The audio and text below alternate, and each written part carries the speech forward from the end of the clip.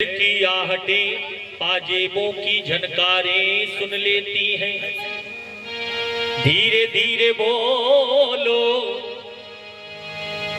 राज की बातें दीवारें सुन लेती हैं।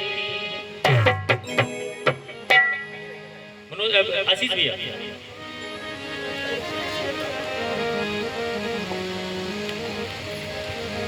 और मैं घर बना रहा हूं। ये जो लोग कह रहे हैं ना मैं घर बना रहा हूं, मैं उसकी बात कर रहा हूं। मैं घर बना रहा हूं किसी और के लिए। मैं घर बना रहा हूं किसी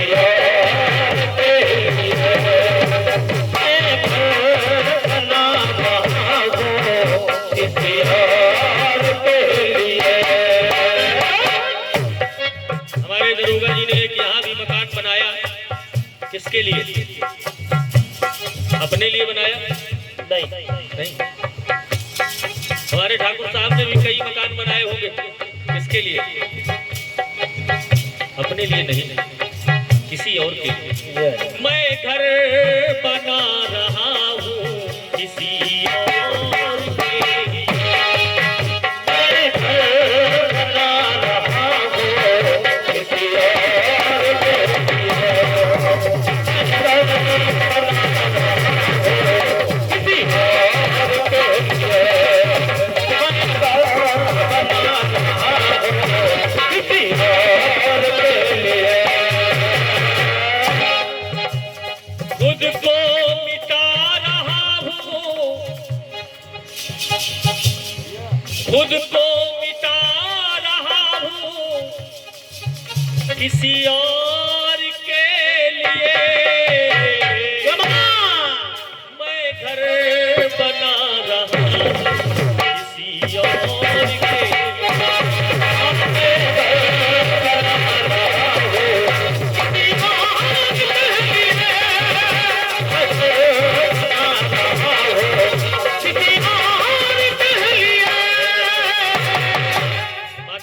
अनुरोध है, बहुत ध्यान से सुनिएगा।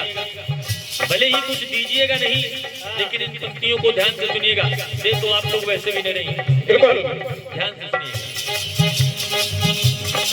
माना कि मेरे बाद, ये मैं अपनी ही व्यथा नहीं बता रहा, हर पुरुष की बात बता रहा हूं। हर पुरुष के साथ यही जुड़ा है। माना कि मेरे बाद कई फूल खिलेंगे, कई फूल खिलेंगे, लेकिन उन फूलों को खिलाने के लिए पौधे लगा रहा हूं। किसके लिए? पौधे लगा रहा हूं किसी और के लिए।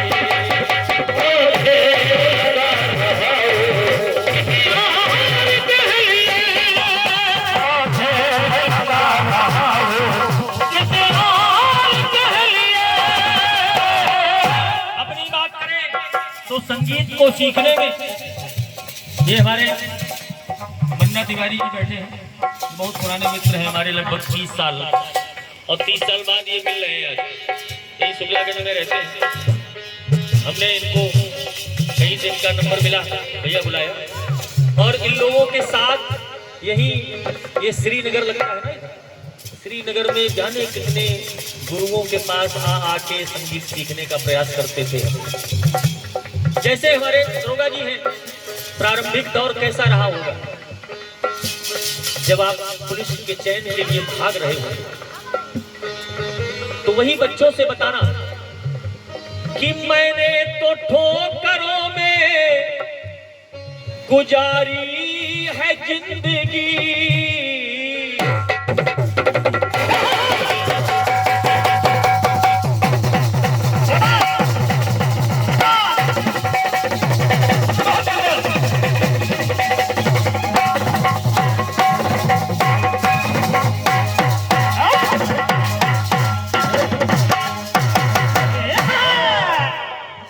आप यशोदानगर पुलिस चौकी में थे, नरेश चक्र और अन्य कई लोग उस समय थे।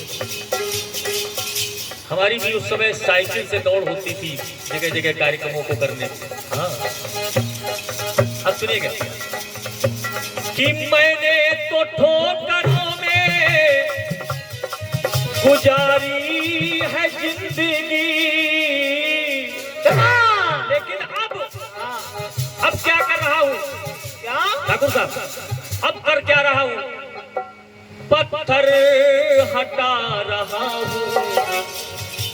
रास्ते के, पत्थर हटा रहा हूँ किसी और के लिए, पत्थर हटा रहा हूँ किसी और के लिए, पत्थर हटा रहा हूँ किसी और के लिए। और अब की भी बात करें अगर तो देखने में ये बड़े बड़े लोग बड़े सुखी लगते हैं, लेकिन इनकी अंतर आत्मा से पूछो कि इनके दिल में क्या है। कैसे इन्होंने इतना बड़ा एम्पायर खड़ा किया, कैसे व्यवस्था की होगी, कैसे हमारे आशीष भैया ने ये मकान बनाया होगा। भैया सोचिएगा जरा कि सीने में एक दर्द का तूफान लिए हुए,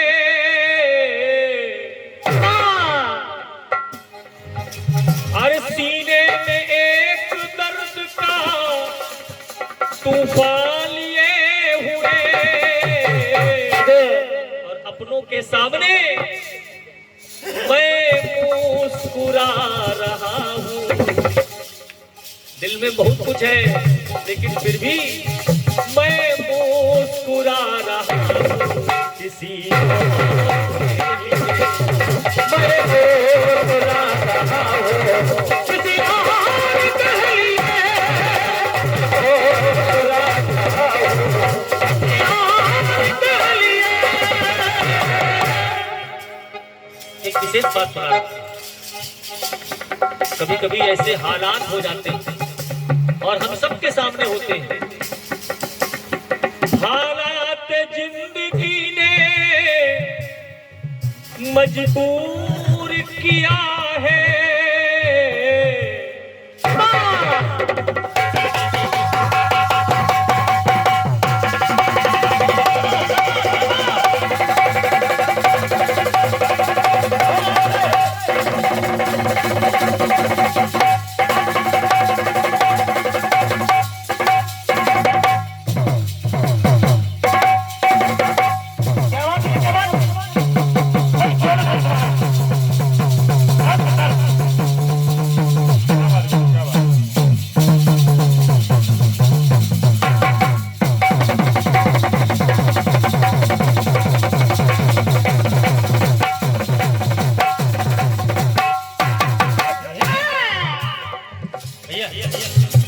हालात जिंदगी ने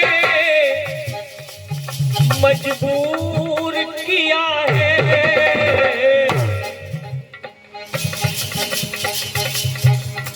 परदेस जा रहा हूँ क्या बात किसी और के लिए। और मनोज भैया ये गाना सुना रहा हूँ किसके लिए भैया? उसके लिए, उसके लिए नहीं। और गाना सुना इसलिए रहा हूँ कि जैसे घर में पहुंचूंगा पूछा जाएगा कल फीस जमा करनी है, क्यों भैया, है ना यही?